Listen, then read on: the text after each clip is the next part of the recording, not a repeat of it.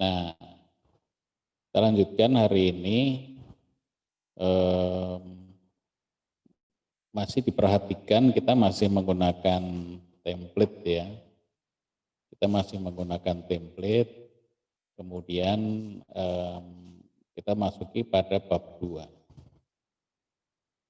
Jadi bab 2 di sini adalah tentang landasan teori.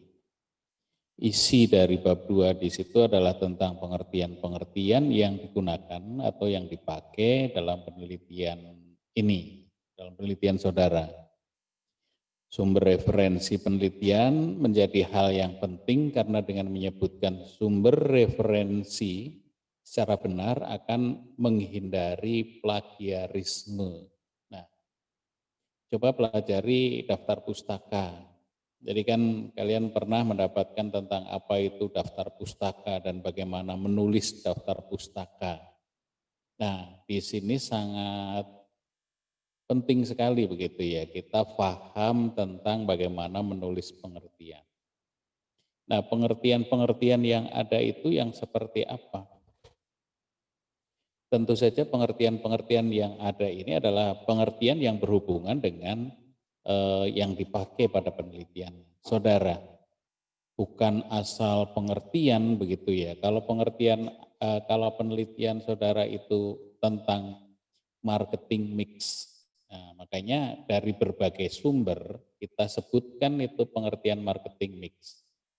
Bukan hanya satu sumber ya, tetapi dari berbagai sumber.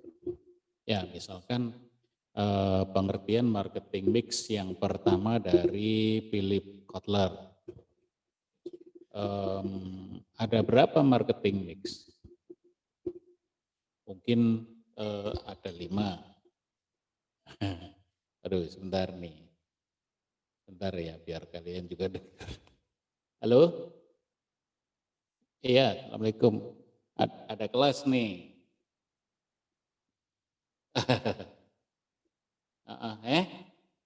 Kelas MB? Iya, semester 5. Gimana? Ini baru ada 9 yang hadir. Oh, memang 9, kuotanya 9. Gitu. Ada cowok 1, Deden. Iya. Kelas ya. Iya. Oh iya, tinggal nunggu SK itu Pak. SK perpanjangan akreditasi sementara tentunya. Ya seperti yang kita bahas. Oh ya tidaklah, bukan. Bukan seperti itu. Iya kan gimana? Oh ya enggak mungkin. Prosesnya sih bukan begitu, iya. Iya. Hasilnya begitu itu kecil ya nilainya ya. Karena memang ya C. Cuma kan misal kalau misal seperti itu ya berarti ya udah nggak usah ada visitasi, tapi nggak mungkin Pak.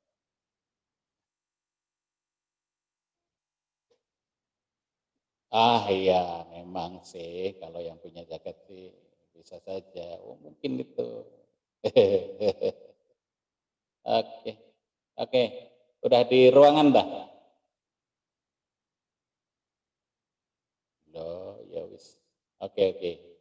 Ya, yuk. Sama-sama. Wah, ada yang mau masuk lagi nih 2. Yulia Maulani lagi. Kenapa Yulia Maulani keluar masuk? Waduh. Ya oke ya, kita lanjutkan. Jaringannya mungkin Pak jelek. Ya biarin. Nggak usah dibalas. Ya. Pengertian yang ada dalam landasan teori ini di A ya. A ini kan pengertian. Nanti menyampaikan tentang semua pengertian yang dipakai. atau semua teori yang dipakai, bukan saja pengertian saja ya, tapi kan selalu diawali dengan pengertian atau definisi. Tetapi di sini juga nanti ada tingkatan yang lebih lanjutnya, bukan sekedar pengertian. Proses yang lebih lanjutnya bukan sekedar pengertian. Nah itu mesti dipahami. Ya, kembali ke contoh semula. Misalkan kita pengertian yang pertama tentang marketing mix. Marketing mix menurut Philip Kotler. Nah, kebanyakan begitu ya. Anda perhatikan bukunya Philip Kotler yang terbaru. Jadi jangan pakai pengertian-pengertian dari buku-buku yang sudah jadul. Kita pakai yang paling tidak 5 tahun, paling tua tuh 5 tahun dari sekarang. Itu. Jadi kalau buku jadul nanti tidak berlaku karena buku itu selalu diupdate. Ya memang ada buku-buku tertentu yang sama saja isinya, tetapi kan atau pengertian-pengertian tertentu yang sama saja isinya, tapi kan kita selalu mengikuti perkembangan zaman. Ya, pengertian-pengertian, selain pengertian-pengertian juga tentang hal yang misalkan nanti berhubungan dengan apa yang disebut dengan setelah variabel ya. Variabel, kemudian dilanjutkan dengan indikator. Nah, untuk mencari indikator ini mesti harus ditelusuri lagi. Pengertian selanjutnya apa atau informasi yang kita gali selanjutnya untuk mencari informasi apa. Gitu. Jadi kalau marketing mix yang pertama pendapatnya Philip Kotler apa? Sebutkan, kemudian tulis kutipannya. Kemudian selalu bukan hanya satu ini, kalau saya sih mintanya paling tidak ada 2 pengertian, baru nanti Anda simpulkan. Ini pengertian dari Philip Kotler yang pertama. Kemudian yang kedua pengertian dari Stanton. Nah, baru antara Philip Kotler dan Stanton itu pengertian tentang marketing mix sama atau ada perbedaannya. Nah, itu Anda perhatikan. Itu ya. Nah, selanjutnya dari pengertian-pengertian yang sudah ada harus cukup ya. Meliputi apa saja ya. Tadi dari pengertian-pengertian sampai ke nanti mencari variabelnya. Variabel harus kita ketahui. Variabelnya apa sih? Dasarnya seperti itu. Variabel yang kita pakai itu. Kemudian kalau nanti ini kan hubungannya dengan alat analisis, maka di pengertian tentang alat analisisnya juga disampaikan di sini. Nanti saya tunjukkan contoh dari teman kita yang dulu. Ya, terus selanjutnya di sini di B itu hasil-hasil penelitian.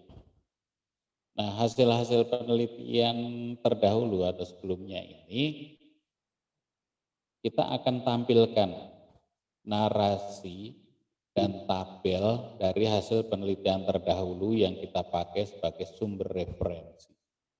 Kalian kan dulu pernah buat tabel penelitian terdahulu. Nah, itu kalian masukkan tabel itu.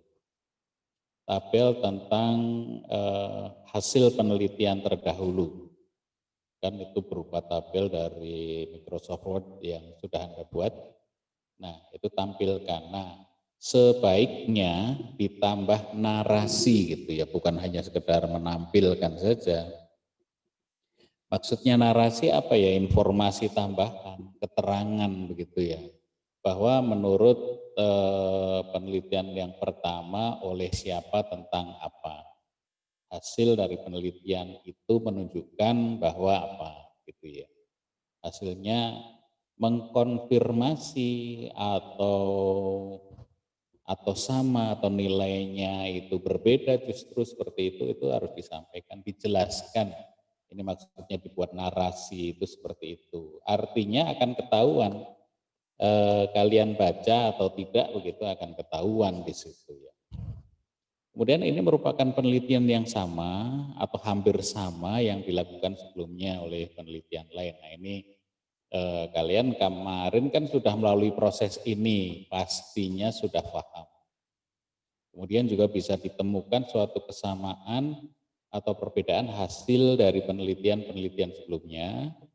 Dan kemudian di akhir tugas akhir ini, penelitian terdahulu bermanfaat untuk perbandingan dalam pembahasan hasil maupun metode.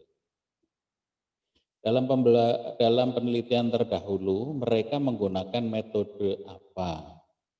Hasilnya bagaimana? Ini bukan hanya sekedar ditampilkan saja begitu ya.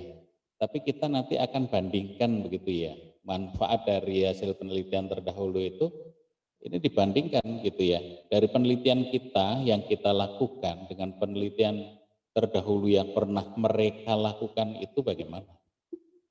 Kita bisa menyimpulkannya seperti apa? Nah, seperti itu. Kesimpulan kita nanti dasarnya itu atau paling tidak sih masuk di bab 4 tentang pembahasan.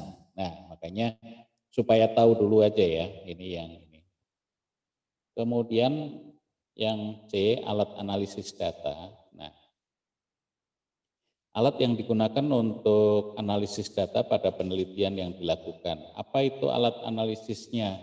Kalau misalkan regresi korelasi sederhana ya Anda jelaskan secara teori menurut siapa teori ini disampaikan atau ada di bukunya siapa tentang regresi korelasi sederhana atau regresi korelasi berganda atau important performance analysis atau IPA atau rasio keuangan atau break even point dan analisa-analisa yang lain.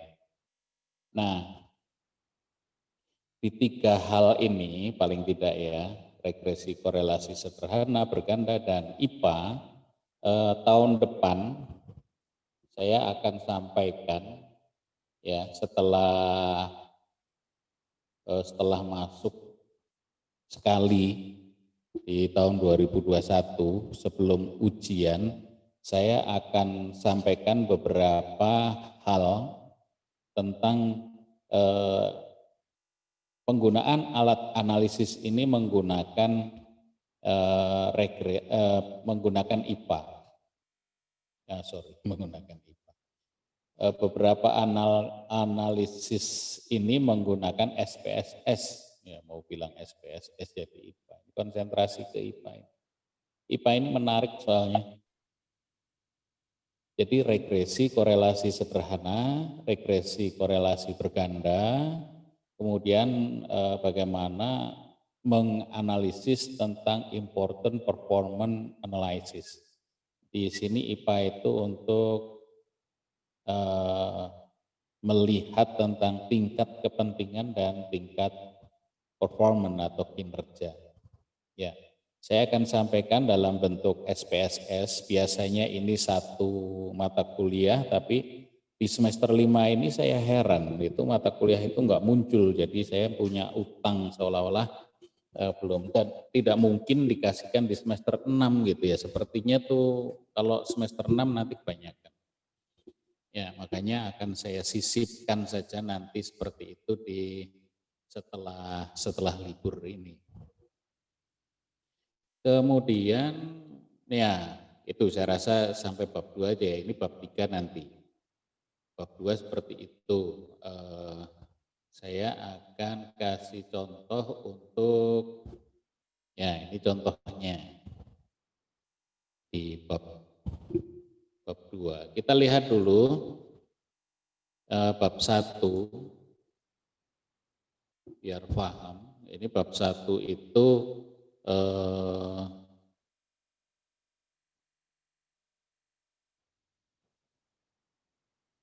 ini yang pakai Tera ya. Nah ini judulnya, biar kelihatan judulnya dulu ya. Diingat-ingat judulnya, analisis kualitas pelayanan dengan menggunakan dimensi Tera. Tangible, empathy, responsiveness, reliability assurance terhadap kepuasan pelanggan pada Jogja Grand Cirebon. Nah, bab 2-nya seperti apa? Kita lihat.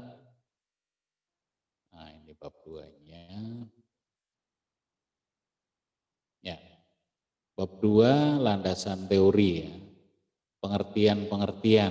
Nah, ini di sini ada pengertian kualitas pelayanan yang pertama, karena memang kita hubungkan dengan judulnya tadi ya, bicara tentang kualitas pelayanan terlebih dahulu. Nah, kualitas pelayanan merupakan tahapan keadaan baik buruknya yang diberikan Jogja Grand dalam memuaskan pelanggannya.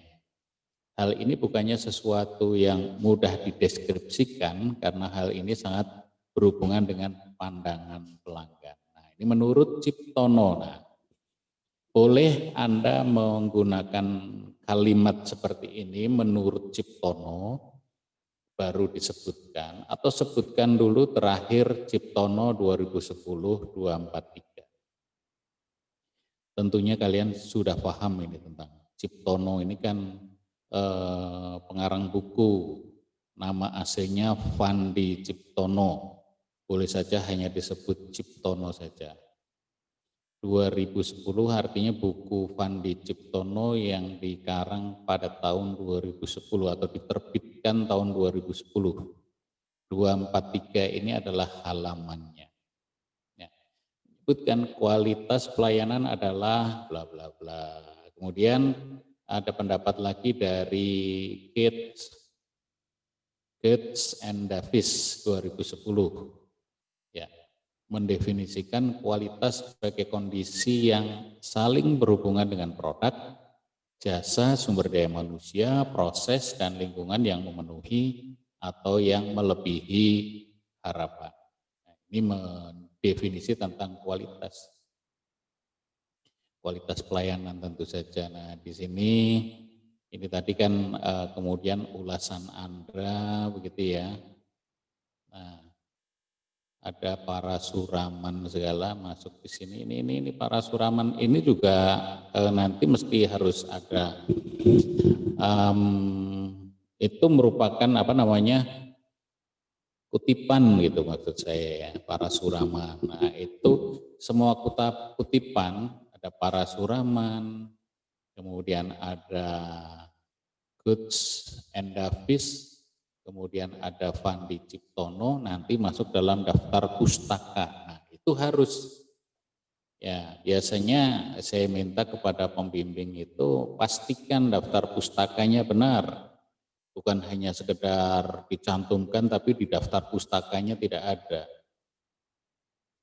Ya, ini tentang, nah lebih dalam ternyata di dalam teori pengertian tadi tentang kualitas pelayanan itu bisa dirinci lagi, ada teori perspektif kualitas. Nah, ini menurut Darwin. Di dalamnya ada transcendental approach.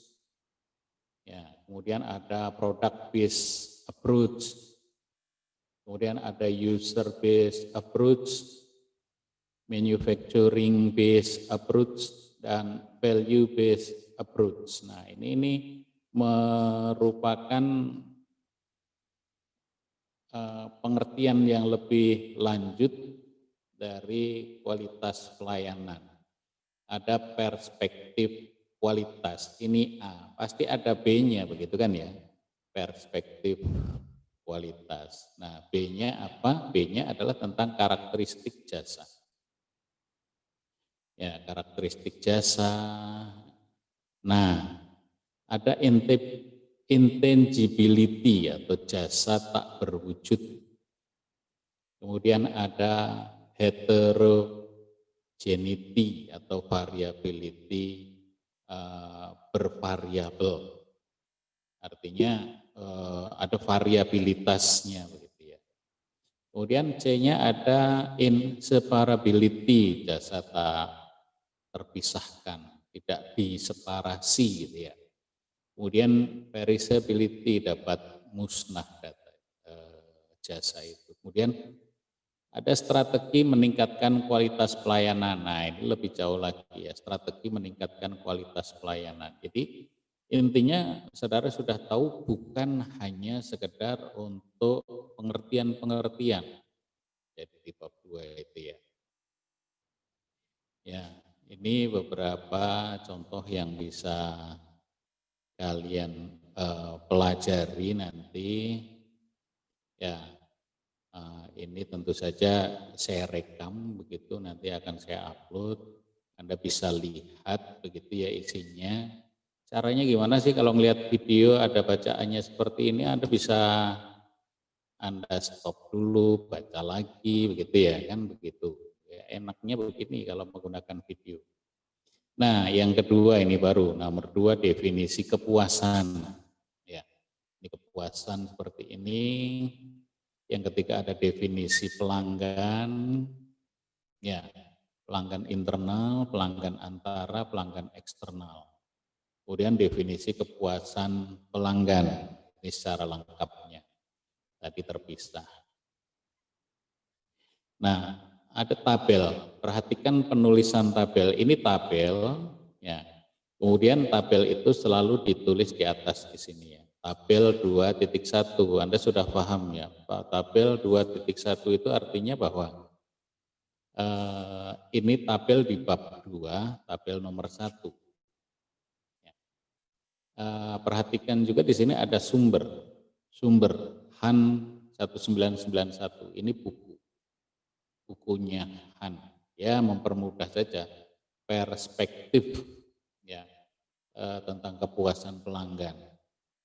Jadi ada perspektifnya, ada normatif, dan seterusnya.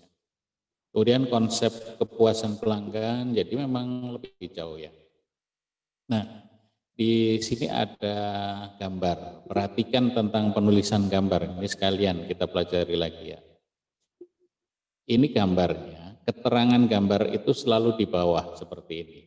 Gambar 2.1, artinya gambar di bab 2 nomor 1 tentang konsep kepuasan pelanggan. Nah, ini gambarnya, begitu ya. Sumbernya ini selalu disebutkan sumber Fatihudin dan Firmansyah 2019. Ya, kemudian ada objek pengukuran kepuasan pelanggan. Ya, terus ya ini di bab 2 seperti itu. Faktor-faktor yang mempengaruhi kepuasan pelanggan. Nah, jadi artinya kan bukan hanya pengertian-pengertian saja ya, tapi selain pengertian, ada hal yang mempengaruhi lebih lanjut, terutama nanti dia ada hubungannya dengan pembuatan indikator. Ya, selanjutnya yang nomor 8 tipe-tipe kepuasan dan ketidakpuasan pelanggan. Nah, ini Fandi Ciptono. Ini ada gambar juga tentang tipe ketidakpuasan dan kepuasan dari Fandi Ciptono. Sumbernya, nah, Anda perlu belajar lagi ini sumbernya. Rasanya kurang ini, Strauss, kurang R. Strauss dan Neuhaus dalam Fandi Ciptono dan Gregorius Chandra 2011-306. Artinya bagaimana ini? Kutipan dari kutipan gitu ya, kutipan bertingkat. Dalam buku Fandi Ciptono dan Gregorius Chandra ini, dia membuat suatu buku yang terbit tahun 2011. Kemudian Fandi Ciptono ini mengutip tabel tipe kepuasan dan ketidakpuasan pelanggan ini dari Strauss dan Neuhaus ini. Itu ya, ini kutipan dalam kutipan. Kalau terpaksa boleh, dan ini mesti harus dari orang yang ya memiliki reputasi dan kredibilitas yang boleh melakukan itu, karena yakin bukunya itu sudah susah dicari. Sehingga Fandi Ciptono saja mengutip begitu dan kita akan kutip kembali. Ya, ini metode pengukuran kepuasan pelanggan. Selanjutnya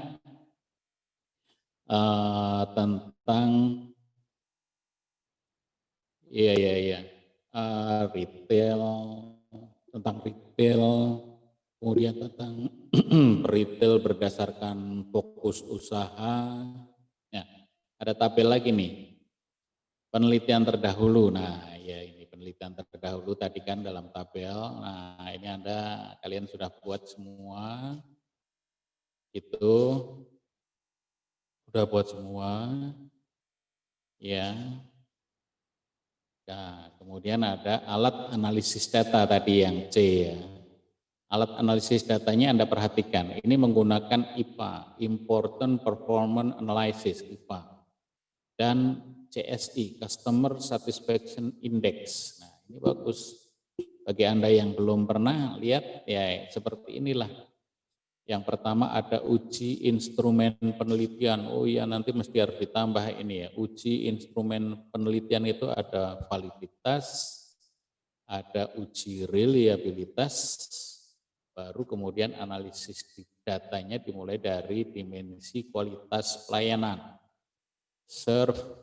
service quality, ya, kualitas pelayanan.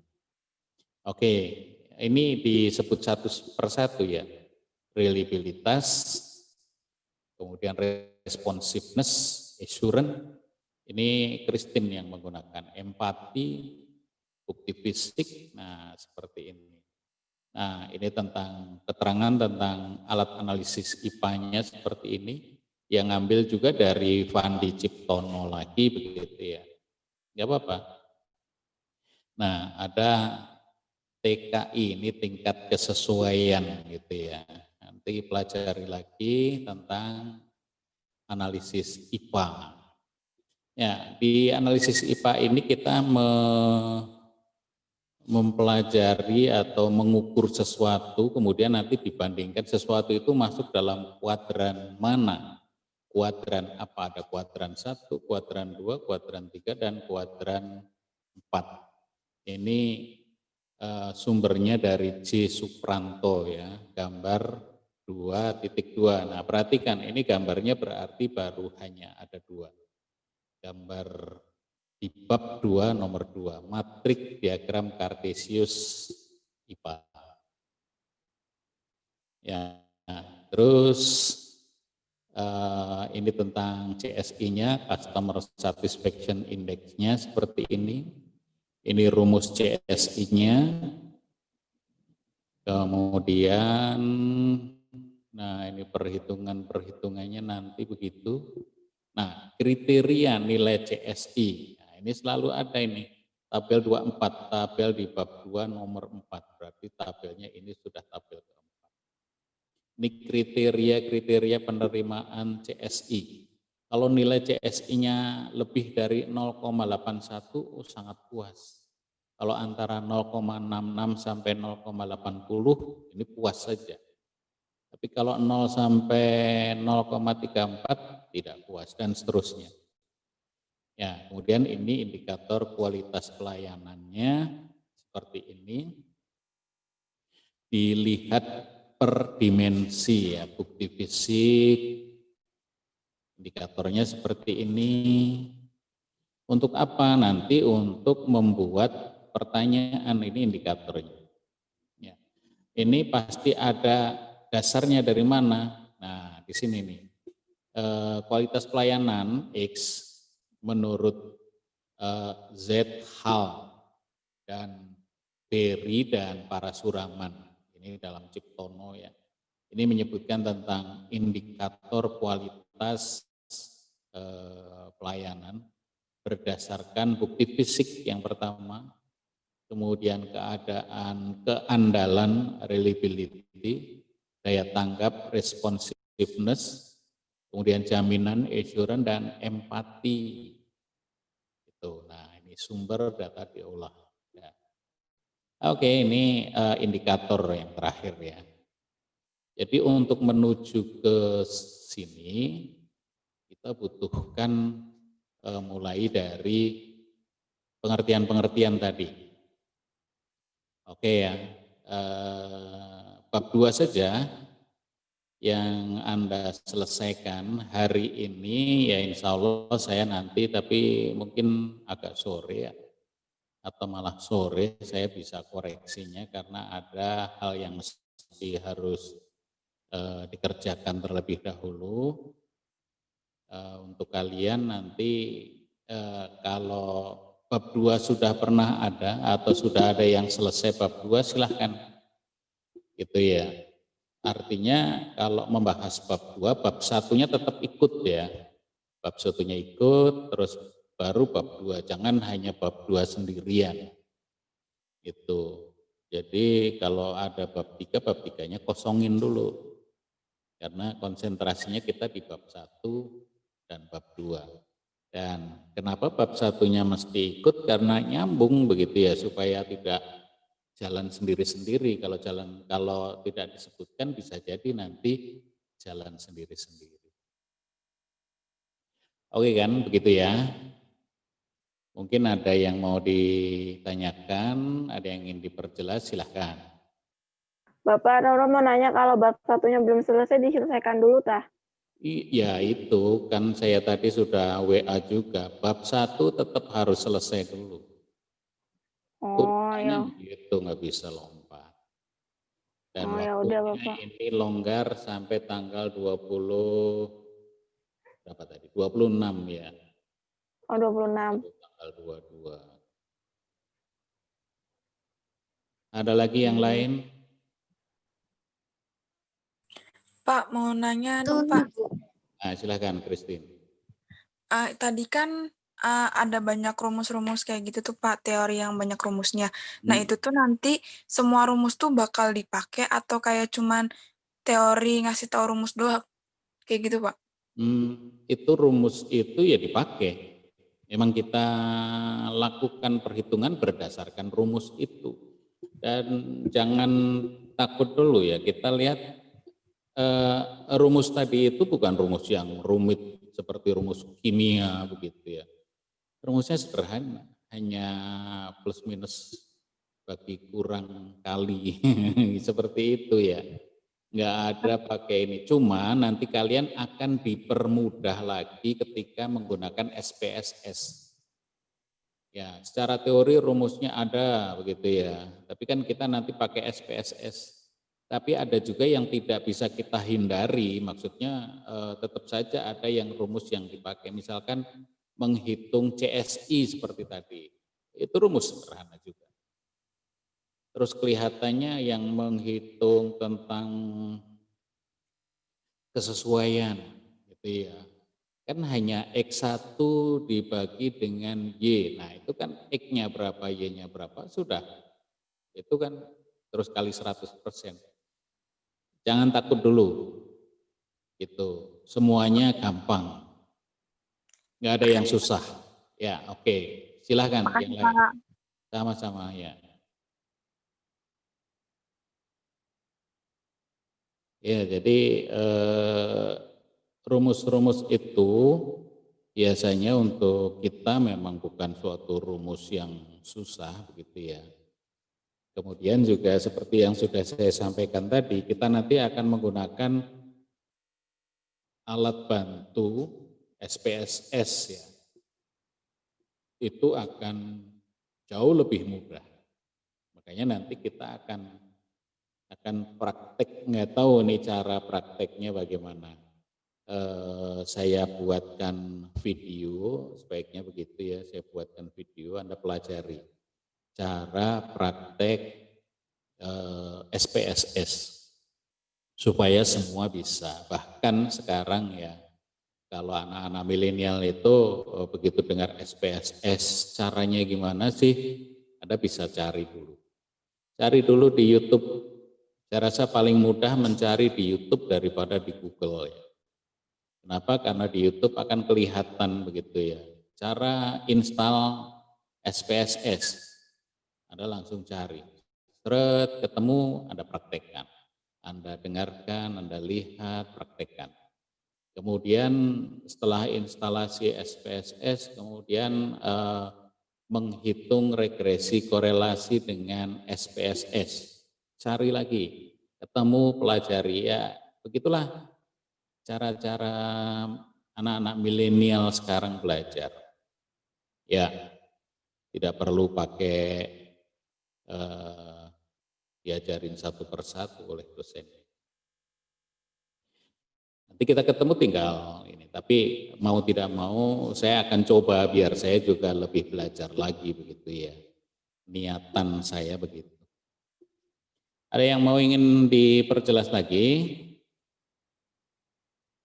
Kalau tidak, ya sudah, memang sudah cukup ya untuk bab 2. Saya di Edmodo tadi sudah buatkan untuk nanti ya, ini kita masih ada waktu sampai Sabtu masukkan bab 2, tapi tidak boleh langsung diupload di sana, harus dikonsultasikan dulu dengan saya. Dan setelah saya oke ada ACC upload, silahkan upload. Tapi kalau disuruh upload, ya upload. Jangan sudah ACC upload tapi tidak diupload. Ya. Oke, begitu ya. Terima kasih atas perhatiannya, saya rasa sudah jelas semuanya, tinggal kita pelajari lagi. Nanti ya insya Allah video dari kuliah kita ini akan saya putar kembali, akan saya sampaikan linknya supaya bisa dipelajari lagi ya. Oke begitu, terima kasih. Assalamualaikum warahmatullahi wabarakatuh, sehat selalu, selamat liburan. Mulai hari ini kan, mulai besok kalian libur ya, masuk kembali tanggal 4 Januari tahun depan.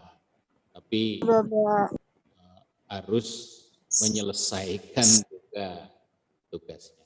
Terima kasih sekali lagi. Assalamualaikum warahmatullahi wabarakatuh. Selamat siang. Waalaikumsalam warahmatullahi wabarakatuh. Waalaikumsalam warahmatullahi wabarakatuh.